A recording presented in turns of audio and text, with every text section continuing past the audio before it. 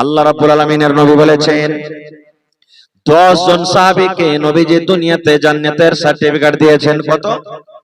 10 জন সাহাবীকে, যাকে আশরায়ে মুবাশশিরা বলা হয়েছে।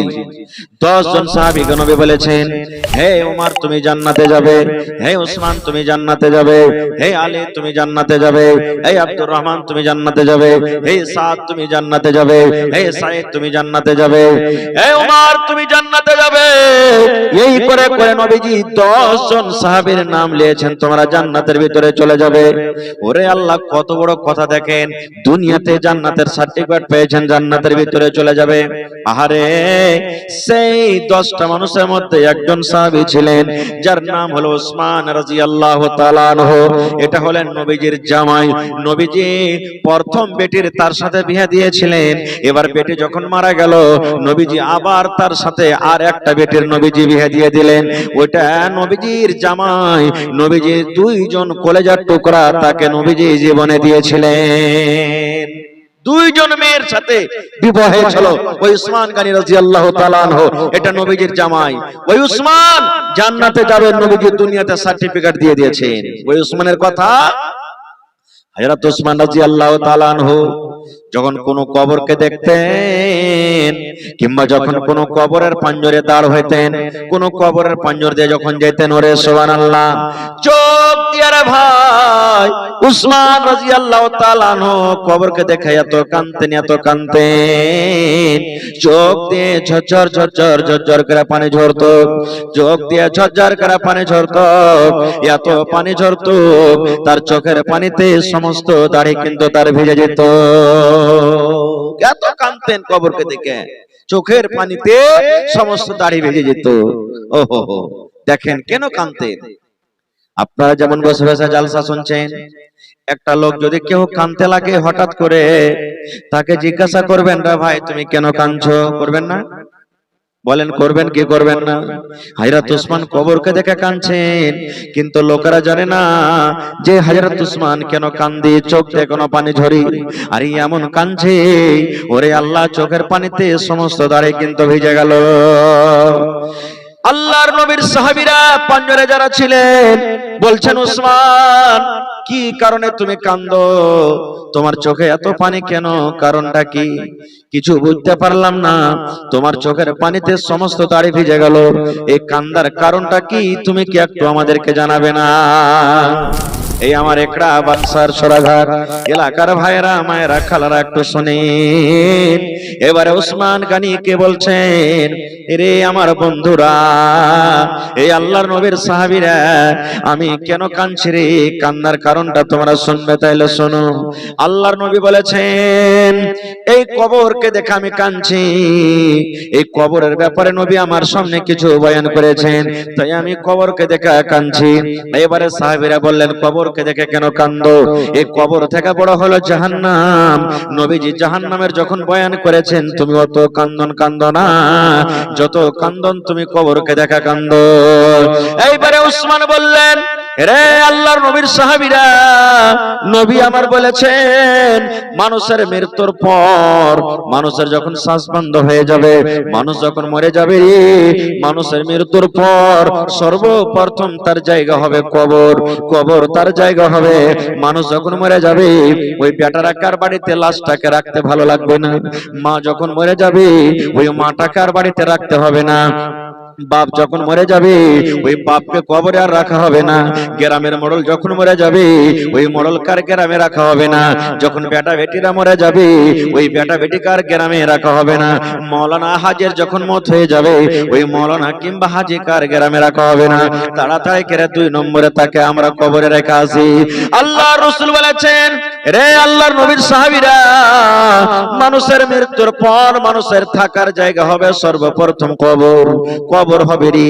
এবার কবরে যখন তাকে দফন কফন করে লোকজনেরা বাড়িতে রওনা হয়ে যাবে, আল্লাহ রাব্বুল আলামিনের পক্ষ থেকে তার কবরে 2টা ফেরেশতা আসবেন। ওই ফেরেশতা 2টা এসে তাকে উঠিয়ে বসাবেন, আর উঠা বসিয়ে তাকে 3খানা প্রশ্ন করবেন। আরবি জবানে, আরবি ভাষাতে খুব প্রশ্ন করা হবে।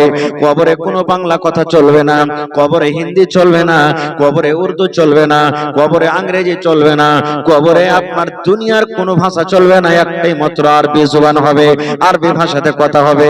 বলবেন মাওলানা আমরা তো আরবি পড়িনি, জানি না, কেমন করে বলবো বুঝবো?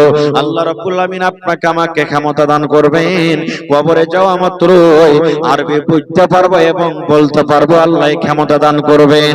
কবরের ভিতরে হযরত ওসমান বলেন, নবী বলেছেন তিনটা প্রশ্ন করা হবে, ওই কবরের প্রশ্নের উত্তর যারা দিয়ে দিবে, কবরে যারা পার করে যাবে, কবরে যারা পরীক্ষাতে পাস করে যাবে, কিয়ামতের দিন প্রত্যেক জায়গাতে পাস করবে, অর্থাৎ লোকটা জান্নাতের ভিতরে চলে যাবে। আর কবরে যে ফেল করে যাবে, কবরে যে পরীক্ষাতে পাস করতে পারবে না, তারা কিয়ামতের দিন কোনো জায়গাতে পার করতে পারবে না। এই জন্য আমি কবরকে দেখা কান্দি। নবী দোয়া শিখালছেন, যদি ওই দোয়াটা আপনি সকাল সন্ধ্যা পড়েন, ফজরের নামাজ পড়ে যদি তিনবার পড়েন, ফজরের নামাজ পড়ে তিনবার পড়বেন, এইবারে মাগরিবের নামাজ পড়ে কিন্তু তিনবার পড়বেন। এই আমার মায়েরা, খালারা, ভাইরা শুনেন, কবরের আযাব থেকে বাঁচার দোয়া, কবরের শাস্তি থেকে বাঁচার দোয়া, কবরের ফিতনা থেকে বাঁচার দোয়া, কবরের মুসিবত থেকে বাঁচার দোয়া আল্লাহর নবী বলেছেন। মাগরিবের নামাজ পড়া হয়ে গেল, আপনার তাসবিহ তাহলিল জিকির আজকার যেগুলো আছে করে নিলেন, আর লেওয়া পর যদি তিনবার দোয়াটাকে আপনি পড়েন, এরকমই যখন ফজরের নামাজ পড়া হয়ে গেল, তাসবিহ তাহলিল জিকির আজকার যেগুলো আছে করলেন, আর করার পর যখন তিনবার করে আপনি ওই দোয়াটাকে পড়ে দিলেন, সকালে ফজরের পর তিনবার, মাগরিবের সন্ধ্যার পর তিনবার, এই দোয়াটাকে যদি পড়ে দেন, ওরে সুবহানাল্লাহ, কবর আপনার জন্য সুপারিশ করবে, কবর আপনার জন্য সুপারিশ করবে। কবর আল্লাহর কাছে বলবে, হে রব্বুল আলামিন, একড়া গ্রামে আব্দুল্লাহ আমার আযাব থেকে বাঁচতে চেয়েছি, আল্লাহ আমার শাস্তি থেকে বাঁচতে চেয়েছি, আল্লাহ আমি তার ব্যাপারে দোয়া করছি, আল্লাহ সুপারিশ করছে, আমার সুপারিশ কবুল করো। আল্লাহ হালিমা, যায়েদা, খালেদা, রুকিয়া, সাফিয়া আমার আযাব থেকে বাঁচতে চেয়েছি, আল্লাহ আমি তার ব্যাপারে সুপারিশ করি। ওই যখন খালেদা, যায়েদারা আমার পেটে আসবে, আমার বুকে আসবে, তখন আমার শাস্তি থেকে তাকে কিন্তু বাঁচিয়ে লিও। কি দোয়াটা সব বাড়ির মুখস্থ আছে আপনার গে। সর্বপ্রথম আমরা যখন তাশাহুদে বসি, তখন আত্তাহিয়াত ও তাশাহুদ পড়ি কি পড়ি না? তারপরে তখন 2 নম্বরে দারুদ শরীফ পড়ি, আল্লাহুম্মা সাল্লি আলা আল্লাহু বারিক আলা, পড়ি কি পড়ি না? তারপরে আল্লাহুম্মা ইন্নী যালামতু নাফসি যুলমান কাসীরা ওয়া লা ইয়াগফিরু যুনুবা ইল্লা আনতা, এই দোয়াটা আমরা পড়ি। তারপরে তখন পড়ি সালাম ফের আগাখানে কি, আল্লাহুম্মা ইন্নী আউযু বিকা মিন আযাবিল কবরি, পড়ি না এটা? পড়ি কি পড়ি না?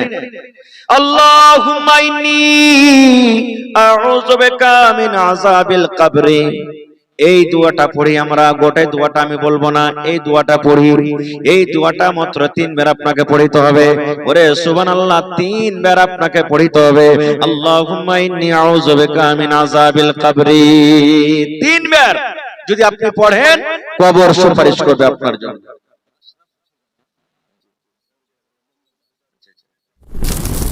আসসালামু আলাইকুম রাহমাতুল্লাহ। ভালো আছে বাজি? আছে বাজি ভালোই। কেউটা? ও আচ্ছা আচ্ছা আচ্ছা, মাশাআল্লাহ। তো খালু হয়ে গেলে, তাহলে জামাই হয়ে গেলে, মাশাআল্লাহ জি। তো কোথায় আছেন বাজি? বোম্বাইতে। তো আজ যে জালসা হয়েছে বাজি আপনাকে বানাতে লেগে, আপনি তো এর আগে থেকে দিয়েছেন, খুব মোটা মোটা করে দান দিয়েছেন, আমি জানি আলহামদুলিল্লাহ।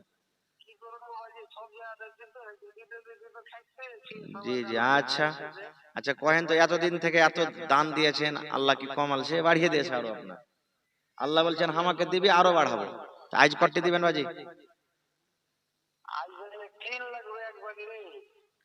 এক বান্ডিল টিনে হইবে বাজি? এত বড় মানুষ, এক বান্ডিল টিন কেন করে নিব?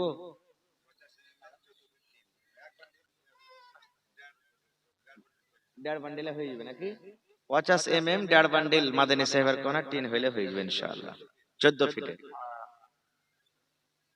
1.5 বান্ডিল, বেশি লাগবে না,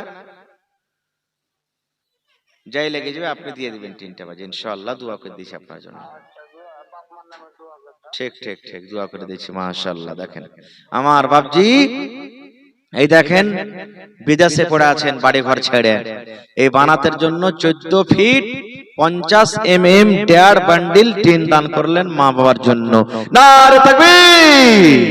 আহা, দেখেন ও দান করলে মা বাপের লেগে, মা বাপকে দেখতে পাইনি।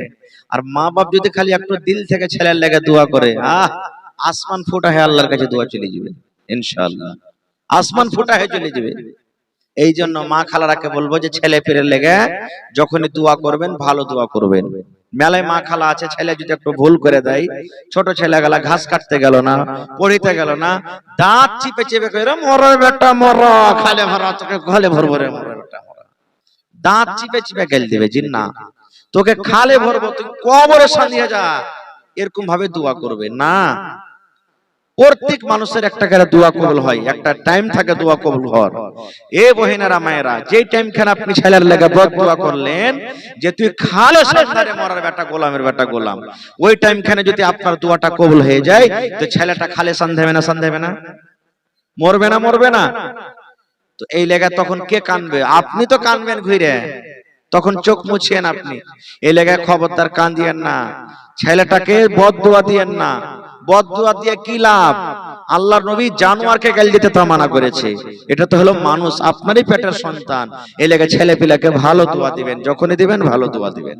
খার যা হোক, এবারে সুবহানাল্লাহ, কবর আযাব থেকে বাঁচার এটা দোয়া শিখলেন। শুধু নামাজের পরে পড়িতে হবে তা নয়, যে কোনো টাইম আপনি পড়িতে পারেন।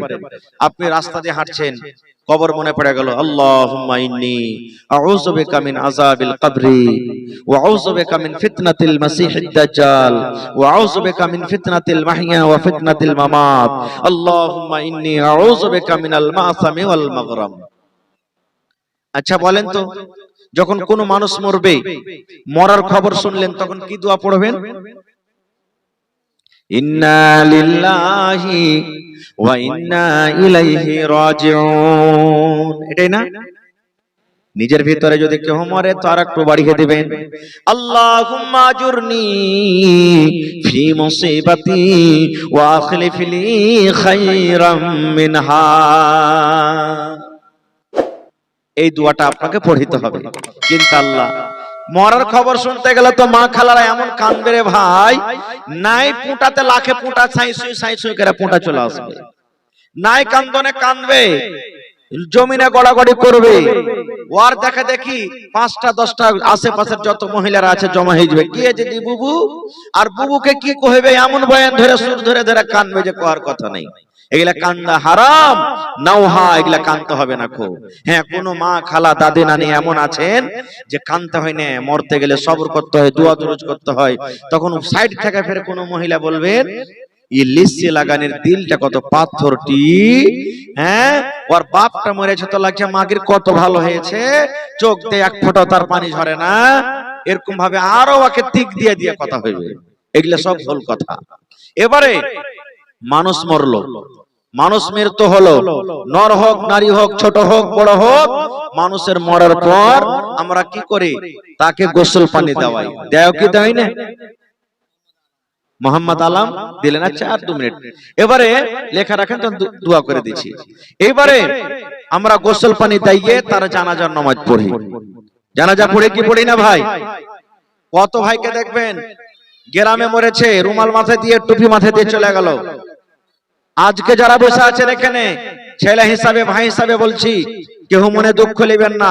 আমি যদি একটা একটা করে বলি ভাই জানাজার নামাজ কেমন করে পড়িতে হয়, একটু দয়া করে আমাকে দেখান তো। কতটা মানুষ এমন আছেন যে পারবো না, জানি না পড়িতে, এরকম লোক আছে না নেই? গ্রামে জানাজা দাঁড় হয়ে গেলাম, জানাজার নামাজ পড়িতে হবে, বাপ দাদার রেশমের আওয়াজ, মোড়ল মরেছে রে, মুলবি মরেছে, জানাজাতে না গেলে কি কইবে? এই গ্রামের অমুক পড়োশি মরেছে, জানাজার নামাজ না পড়লে কি কইবে? এই যে কি বলবে, কি কইবে, এই লাজ শরমে আমরা জানাজা পড়িতে যাই।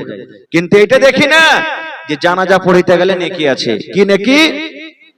আল্লাহর নবী বলেছেন, হে আমার উম্মতেরা, যখন তোমরা কোন মুসলমানের জানাজা পড়বে রে, কোন মুমিন মুমিনার জানাজা যখন তোমরা পড়বে, যদি তুমি শুধু জানাজার নামাজ পড়ো, জানাজার নামাজ যদি তুমি শুধু পড়ো, আল্লাহর নবী বলেছেন ইয়া কিরাত নেকি সে পেয়ে যাবে।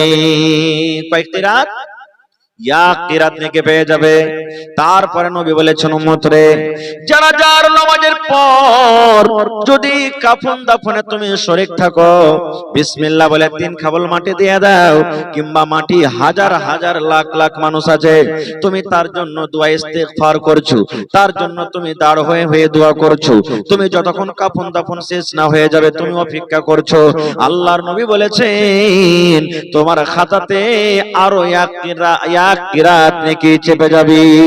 অর্থাৎ জানাজা পড়া থেকে নিয়ে কাফন দাফন শেষ করা পর্যন্ত যদি আপনি থাকেন, আল্লাহর নবী বলেছেন আপনার খাতাতে 2 কিরাত নেকি লিখে দেওয়া হবে। একজন সাহাবী বলছেন ইয়া রাসূলুল্লাহ, কিরাত আমরা বুঝতে পারলাম না, কিরাত কাকে বলা হয়?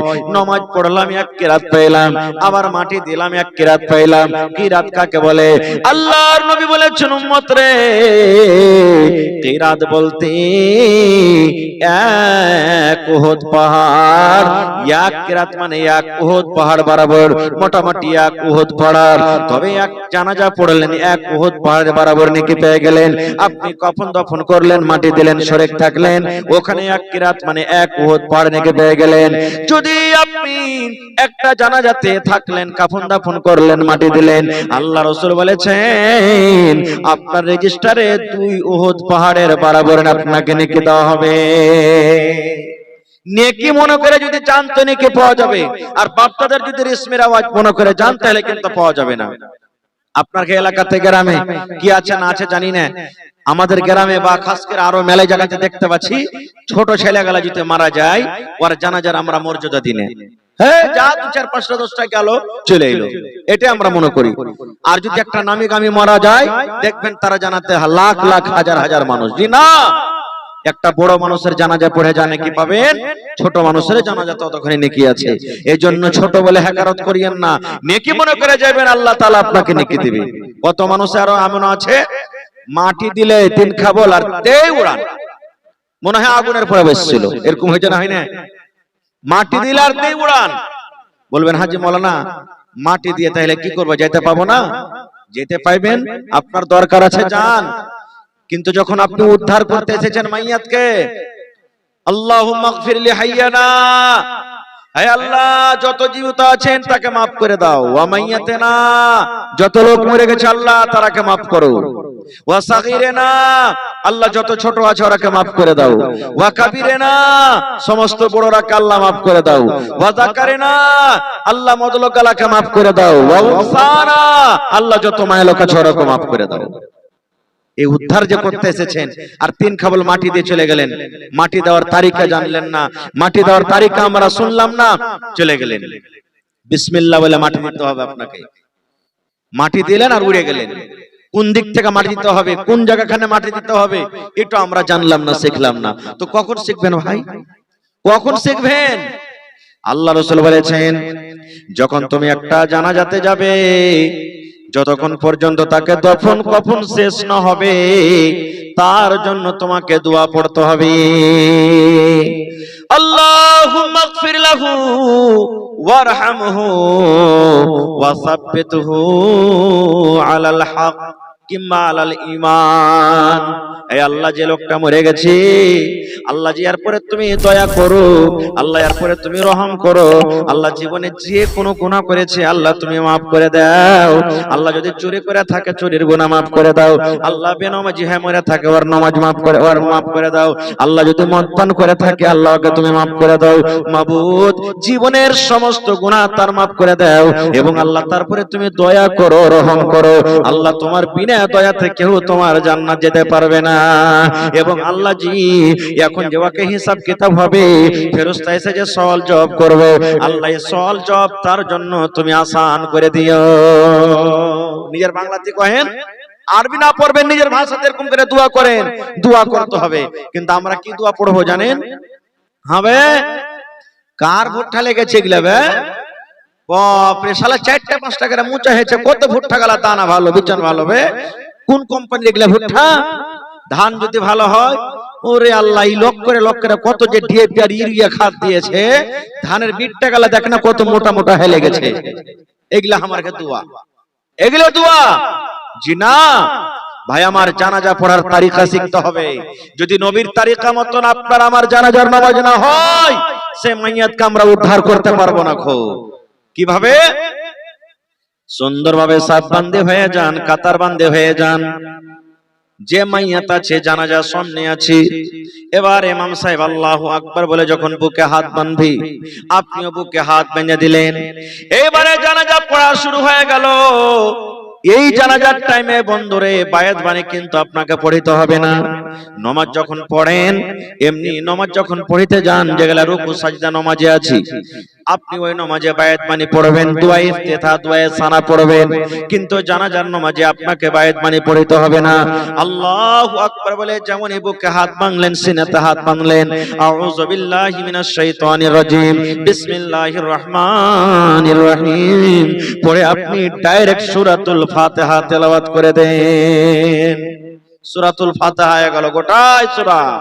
তারপরে পড়েন বিসমিল্লাহির রহমানির রহিম, আর একটা সূরা পড়ে দেন, সূরা ইখলাস পড়ে দেন, সূরা নাস পড়ে দেন, সূরা ফালাক পড়ে দেন, সূরা আর অন্যান্য যেগুলো আপনার আসান হবে সূরা পড়ে দেন।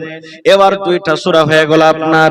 প্রথম আল্লাহু আকবার বলে বুকে হাত বাঁধলেন, আর আউযু বিল্লাহ বিসমিল্লাহ বলে দুটো সূরা আপনি পড়ে নিলেন। তারপরে নবী বলেছেন, উম্মত আল্লাহু আকবার বলে আবার তুমি এই এখানে তাকবীর পড়ো, এখানে তুমি আরো একবার আল্লাহু আকবার 2 নম্বরে তাকবীর পড়ো। এবার 2 নম্বর যখন আপনার তাকবীর হয়ে গেল, এখন আপনাকে দুরূদ শরীফ পড়তে হবে। আল্লাহুম্মা সাল্লি আলা মুহাম্মাদ ওয়া আলা আলি মুহাম্মাদ কামা সাল্লাইতা আলা ইব্রাহিম ওয়া আলা আলি ইব্রাহিম ইন্নাকা হামিদুম মাজিদ। আল্লাহুম্মা বারিক আলা মুহাম্মাদ ওয়া আলা আলি মুহাম্মাদ কামা বারাকতা আলা ইব্রাহিম ওয়া আলা আলি ইব্রাহিম ইন্নাকা হামিদুম মাজিদ। তারপর আল্লাহু আকবার 3 বার আপনার তাকবীর হয়ে গেল। এবারে আপনাকে জানাজার দোয়া পড়িতে হবে।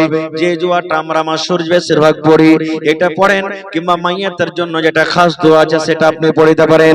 আল্লাহুম্মা ইগফির লি হাইয়িনা ওয়া মাইয়াতিনা ওয়া শাহিদিনা ওয়া গায়বিনা ওয়া সাগীরিনা ওয়া কাবীরিনা ওয়া যাকারিনা ওয়া উনসানা। আল্লাহুম্মা মান আহইয়াইতাহু মিন্না ফাহইহি আলাল ইসলাম ওয়া মান তাওয়াফাইতাহু মিন্না ফাতাওয়াফাহু আলাল ঈমান। اللهم لا تحرمنا أجره ولا تفتنا بعد কিংবা ولا تذلنا بعد। এই দোয়াটা আপনি পড়ে দেন, কিংবা আর অন্য দোয়া আছে সেগুলো পড়তে পারেন। এবার আল্লাহু আকবার বলে 4 নম্বরে তাকবীর পড়লেন। ডাহিন দিকে আসসালামু আলাইকুম ওয়া রাহমাতুল্লাহ, বাম দিকে আসসালামু আলাইকুম ওয়া রাহমাতুল্লাহ। একদিকে সালাম ফিরেন তাও হয়ে যাবে, ওখানে কাজিয়া লড়াই ঝগড়া করতে হবে না। কেমন ফতোয়া, একদিকে সালাম ফিরে দিয়ে নামাজ হয়ে গেল, ওটা হাদিস আছে ভাই, এখানে ঝগড়া লড়াই করতে হবে না। যদি কোনো ভাই, কোনো মাওলানা, কোনো ইমাম একদিকে সালাম ফিরে দেয় তা আপনার ওটা নামাজ হয়ে যাবে, ওখানে লড়াই ঝগড়া করতে হবে না। কিন্তু ইমাম সাহেবকে বলতে হবে, ভাই এটা হাদিস আছে, আপনাকে একদিকে সালাম ফিরলো নামাজ হবে, ওইটা ইমাম সাহেবকে আগে জানিয়ে হবে, কারণ সবাই তো পড়ালেখা থাকে না, এই জন্য পরে তাহলে ঝগড়াটা হবে না। এবার জানাজা শেষ হয়ে গেল, জানাজার নামাজ শেষ হয়ে গেল। এবার আমরা কি করি? কত ভাই জানাজার নামাজে যখন খাড় হই, চাপ্পাল খোলার স্ট্যান্ডার্ড দেখবেন, কাইটিং দেখবেন।